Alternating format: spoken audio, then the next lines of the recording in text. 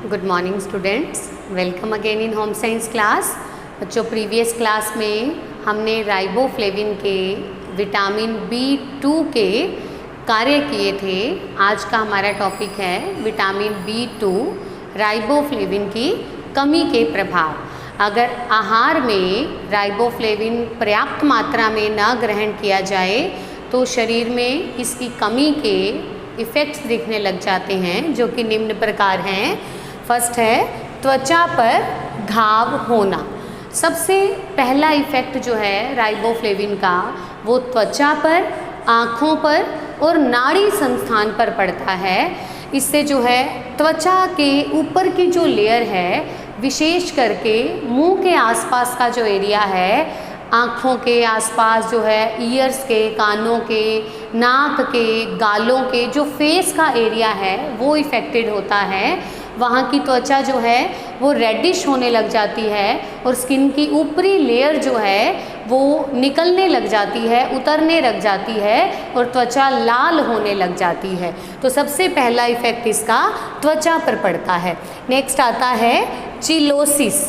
Cheilosis होता है बच्चों कि इस विटामिन की कमी से हमारे जो होंठ हैं, लिप्स हैं, उसके किनारे जो हैं वो खिंचने लग जाते हैं, उनमें जो है दरारें पड़ जाती हैं, मुंह खुलता नहीं है क्योंकि होठों के किनारे में ड्राइनेस आ जाती है और अगर हम उसे ज़बरदस्ती खोलने की कोशिश करते हैं तो वो फटने लग जाते हैं। होठों के ऊपर जो है वाइट कलर की एक पपड़ी सी आ जाती है। अगर हम उसे जो है हटाने की कोशिश करते हैं तो नीचे से पिंकिश कलर की स्किन दिखने लग जाती है और वो भी कट करके उनमें से खून निकलने लग जाता है और कभी कभी उनमें जो है येलो कलर की पस भी निकलने लग जाती है। तो वो रोग कहलाता है चिलोसिस। ये भी राइबोफ्लेविन की कमी से होता है। नेक्स्ट है ग्लोसिटिस।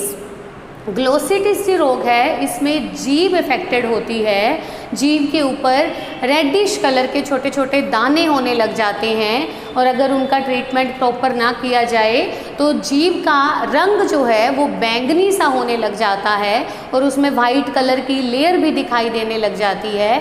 तो वो रोग कहलाता है ग्लोसिटिस। यह भी राइबोफ्लेविन की कमी से होता है। नेक्स्ट है आँखों पर प्रभाव। राइबोफ्लेविन की कमी का मुख्य प्रभाव हमने पहले ही बताया है कि स्किन पर, आँखों पर और नाड़ी संस्थान पर पड़ता है। आँखों की जो कॉर्निया हैं वो इससे प्रभावित होने लग जाती है।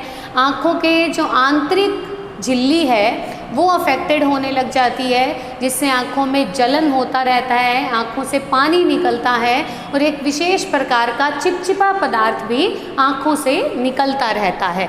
नेक्स्ट है अंडकोश में घाव होना। अध्ययनों से यह भी स्पष्ट हुआ है कि अगर राइबोफ्लेविन की कमी लंबे समय तक रहती है तो इससे पुरुषों के अंडकोश में भी, पुरुषों के शुक्राणु जहाँ बनते हैं वहाँ भी, शुक्राशय में भी घाव होने लगते हैं, जिससे उनके शुक्राशय जो है वो प्रभावित होता है। नेक्स्ट है श्वेत रक्त कणिकाएँ भी प्रभावित। तो राइबोफ्लेविन की कमी से श्वेत रक्त कणिकाओं की जो रोगाणु भक्षण करने की क्षमता है, रोग प्रतिरोधात्मक क्षमता है, उस पर भी असर पड़ता है। उनकी रोग प्रतिरोधात्मक क्षमता कम हो जाती है, रोगों से लड़ने की क्षमता कम हो जाती है, जिससे शरीर की जो है इम्यूनिटी पावर, प्रतिरोधात्मक क्षमता कम हो जाती है। नेक्स्ट है नाड़ी संस्थान प्रभावित। इसका जो असर है वो मस्तिष्क पर और तंत्रिका तंत्र पर भी पड़ता है, जिससे कि व्यक्ति के दैनिक क्रियाकलाप इससे प्रभावित होते हैं। व्यक्ति जो है उसकी भूलने, बारी बारी उनकी स्मरण शक्ति नष्ट होने लग जाती है, वो भूलता अधिक है, उसके बाकी के अंग भी प्रॉपर क्रिया नहीं कर पाते हैं, तो उसका नाड़ी संस्थान मुख्य रूप से मस्तिष्क प्रभावित होता है। नेक्स्ट है शारीरिक वृद्धि प्रभावित। हमने प्रीवियस क्लास में पढ़ा था कि राइबोफ्लेविन कोशिकाओं के निर्माण के लिए, कोशिकाओं के श्वसन के लिए आवश्यक है, तो इसकी कमी से शारीरिक वृद्धि भी प्रभावित होती है। व्यक्ति को भूख कम लगती है, पाचन संस्थान उसका प्रभावित होने लग जाता है, जिससे कि वो भोजन भी प्रॉपर रूप से नहीं ले पाता और उसके शरीर की वृद्धि विकास जो है वो रुक जाता है। नेक्स्ट है चिड़चिड़ापन। जब व्यक्ति प्रॉपर तरीके से भोजन ग्रहण नहीं कर पाता है तो उसकी कार्य क्षमता पर इसका असर पड़ता है, जिसके कारण व्यक्ति में चिड़चिड़ापन जो है वो आने लग जाता है, उसकी कार्य करने की शक्ति जो है वो क्षीण होने लग जाती है, उसका कहीं मन नहीं लगता है। नेक्स्ट है यौवन विकास अवरुद्ध। अगर बालकों में किशोरावस्था में राइबोफ्लेविन की कमी देखी जाए तो उनका यौवन विकास भी अवरुद्ध हो जाता है, उनकी यौन ग्रंथियां जो है वो प्रॉपर तरीके से विकसित नहीं होते हैं, उन पर भी इसका असर पड़ता है। नेक्स्ट बात आती है कि राइबोफ्लेविन प्राप्ति के साधन क्या हैं, कौन कौन से ऐसे भोज्य पदार्थ है जिसमें राइबोफ्लेविन प्रॉपर अमाउंट में पाया जाता है।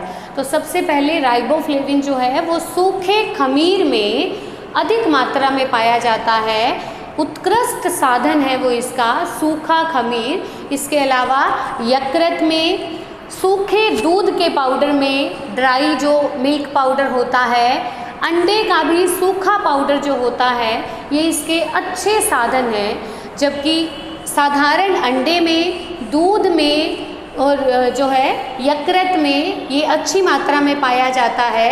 इसके अलावा बेल में भी जो है राइबोफ्लेविन वो प्रॉपर अमाउंट में मिलता है। बाकी दालों में, हरी पत्तेदार सब्जियों में भी यह अच्छी मात्रा में उपलब्ध रहता है। तो हमें हमारे भोजन में, जो लोग मांसाहारी नहीं हैं, दालें, हरी पत्तेदार सब्जियां जो है वो प्रचुर मात्रा में लेनी चाहिए ताकि राइबोफ्लेविन की पूर्ति हो सके।